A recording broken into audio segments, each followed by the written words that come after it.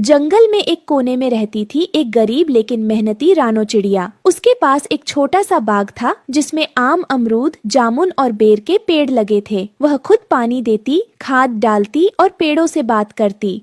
मेरे पेड़ों, तुम मेरी उम्मीद हो। तुम्हारे फलों से ही मेरे बच्चों का पेट भरता है। खुदा का करम है, खुदा का करम है जो मेरे पास तुम जैसे सच्चे साथी हैं। तुम खामोश हो लेकिन हर रोज मुझे जीने की वजह देते हो। रानो चिड़िया अकेली थी पर उसका दिल बड़ा था। हर सीजन में जब बाग फलों से भर जाता तो वो कुछ फल अपने लिए रखती और बाकी जंगल के बच्चों में बांट देती। कहीं और एक पेड़ के नीचे कालू कौवा और चालाक लोमड़ी बैठे थे। दोनों को रानो का बाग बहुत पसंद था लेकिन मेहनत करना उन्हें मंजूर नहीं था। ओए लोमड़ी बहन, तूने सुना है ना, उस रानो चिड़िया का बाग अब पूरा फल फूल रहा है। मीठे मीठे आम, टपकते हुए जामुन, और क्या कहूँ, अमरूद तो ऐसे कि बस एक बार खा लिया फिर किसी और का मन न करे। और वो रानो बेचारी अकेली सुबह से शाम तक मेहनत करती है, लेकिन रखवाली हा, वो तो सपने में भी हमें नहीं पकड़ सकती। क्या कहते हो, चलें आज रात?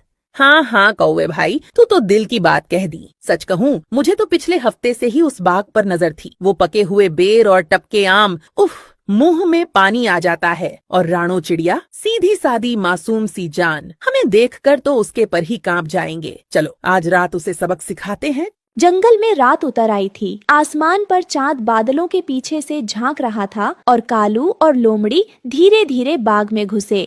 देख बहन लोमड़ी, मैं कहता था ना, आम ऐसे लटक रहे हैं जैसे खुदा ने हमारे लिए भेजे हों। और देख वो जामुन, उफ, बिल्कुल काले मोती जैसे। चुपचाप काम कर, रात जल्दी बीत जाती है। तू नीचे पकड़, मैं डालियां हिलाती हूँ। जल्दी गठरी में भर, फिर निकल लेंगे। कालू और लोमड़ी ने पेड़ों से एक एक करके सारे पके हुए फल तोड़ लिए। आमों की मीठी खुशबू ने उनके लालच को और भी बढ़ा दिया।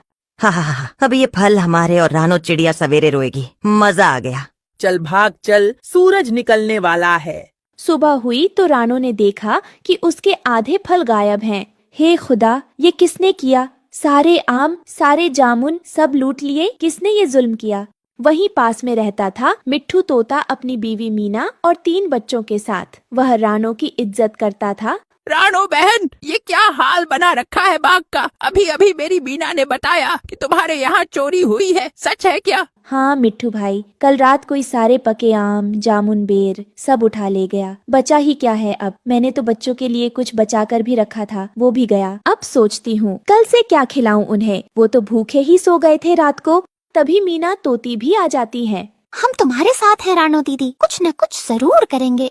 रानो बहन देखो, बुरे वक्त में अगर अपने साथ न खड़े हो तो फिर दोस्ती का क्या मतलब? हम तुम्हें यूं अकेले दुख नहीं सहने देंगे। हम सब मिलकर कुछ करेंगे। इन चोरों को ढूंढ निकालेंगे और जब तक बाग फिर से नहीं फलता तुम हमारे साथ रहो। मिट्ठू भाई, मीना बहन, तुम्हारा ये साथ मेरे लिए किसी नेमत से कम नहीं। शुक्रिया, दिल से शुक्रिया। मिट्ठू तोते ने एक योजना बनाई। उसने अपने बच्चों को बाग में छिपाकर चौकसी करने को कहा।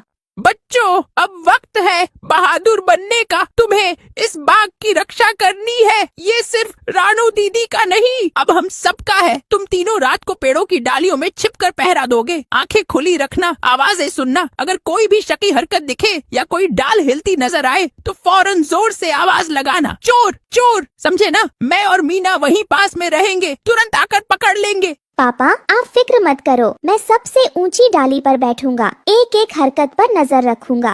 वाह मेरे शेरों, यही तो चाहिए था मुझे, हिम्मत और एकता। अगर हम सब साथ हैं तो कोई भी लोमड़ी या कौवा हमारा कुछ नहीं बिगाड़ सकता। अब चलो अपनी जगह संभाल लो, आज की रात इम्तिहान की रात है।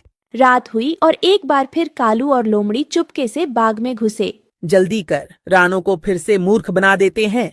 पकड़ो, चोर चोर आ गए। पापा, अम्मा जल्दी आओ, लोमड़ी नीचे है, कौवा ऊपर की डाल पर। पकड़ो इन्हें। भाग लोमड़ी, ये तो फंस गए हम। बच्चों ने हमारी चोरी नाकाम कर दी। ये छोटे छोटे चूजों ने हमें हरा दिया। रानो चिड़िया, मिट्ठू का परिवार दौड़े आए। कालू और लोमड़ी को रंगे हाथों पकड़ लिया गया और पेड़ से बांध दिया। शर्म नहीं आती? मेरी मेहनत की रोजी रोटी लूटने आए थे। माफ कर दो बहन, भूख लगी थी पर गलती हो गई। हमें सजा दो, लेकिन थोड़ा रहम करो। रानो का दिल बड़ा था। उसने उन्हें सजा नहीं दी बल्कि समझाया, चोरी करने से पेट नहीं भरता, मेहनत करने से इज्जत और बरकत दोनों मिलती है। आओ हम सब मिलकर बाग की रखवाली भी करेंगे और तुम दोनों को भी मेहनत करना सिखाएंगे।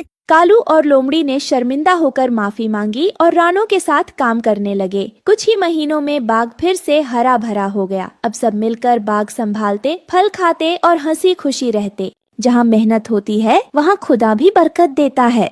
जंगल में फिर से अमन और भाईचारा लौट आया।